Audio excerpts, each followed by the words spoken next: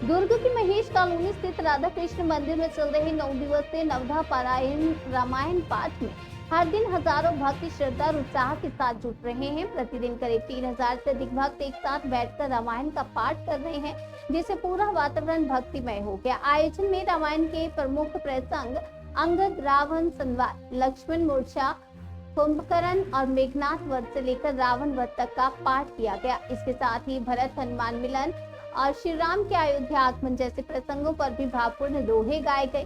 जोधपुर से आए पंडित गोपाल ओसापा और पंडित सुशील ओसापा ने इन प्रसंगों के माध्यम से भगवान राम के जीवन, मूल्य और आदर्शों पर प्रकाश डाला। आयोजक चतुर्भुज राठी ने बताया कि इस आयोजन का उद्देश्य केवल धार्मिक आस्था ही नहीं बल्कि सामाजिक समरसता और भाईचारे को बढ़ावा देना भी है।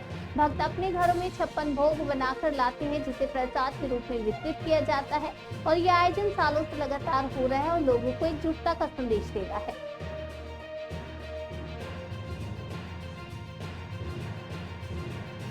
सुंदर उत्सव चल रहा है आप लोगों की कॉलोनी में, क्या कुछ कहना चाहेंगे और क्या कुछ विचार रखते हैं इस प्रकार? हम तो राधा कृष्ण मंदिर समिति द्वारा जो ये नवधा पारायण रामायण का जो ये कार्यक्रम चल रहा है, इस कार्यक्रम की विशेषता ये है कि एक छत के नीचे लगभग 2,500 से 3,000 लोग एक साथ अपने लिए पाठ कर रहे हैं। ये इस कार्यक्रम की सबसे बड़ी उपलब्धता है। नहीं तो अन्य जगह पे क्या है, एक रामायण पढ़ता है, बाकी सब बैठ के सुनते हैं।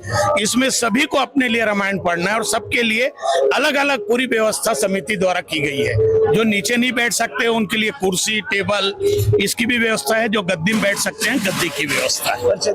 मैं अजय शर्मा, सदस्य राधा कृष्ण मंदिर समिति दुर्ग।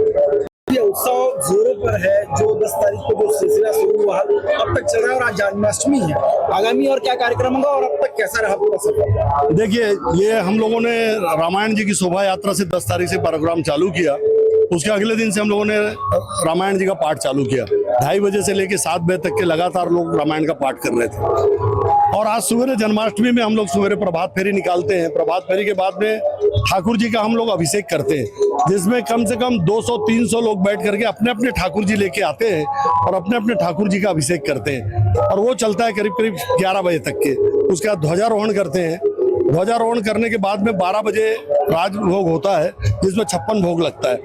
और उस 56 भोग में पूरे कॉलोनी के लोग और सामने कॉलोनी से लोगों से अपने घरों से बना करके विशिष्ट रूप से अच्छे अच्छे व्यंजन बना के लाते हैं और उस व्यंजन का प्रसादी चढ़ाते हैं। और उसके बाद में यहाँ पे सभी के लिए हम लोग फलाहारी की व्यवस्था करते हैं, जिसमें हजारों की तादाद पे 12 बजे दोपहर से लेकर के रात को 12 बजे तक के हम लोग लगातार फलाहारी का वितरण करते हैं। बड़े स्वादिष्ट भोजन का आनंद लेते हैं। क्या उद्देश्य और क्या संकल्प? धर्म एक ये संकल्प है, धर्म सामाजिक समरसता के लिए ही धार्मिक आयोजन होते हैं। उसमें ना कोई बड़ा है, ना कोई छोटा है, ना कोई इस धर्म से चाहे उस धर्म से, हमें कोई लेना देना नहीं। किसी भी धर्म विशेष से आप हैं, आप आइए और ठाकुर जी के उत्सव का आनंद लीजिए। मैं चतुर्भुज राठी, मैं संरक्षक हूँ इस समिति का।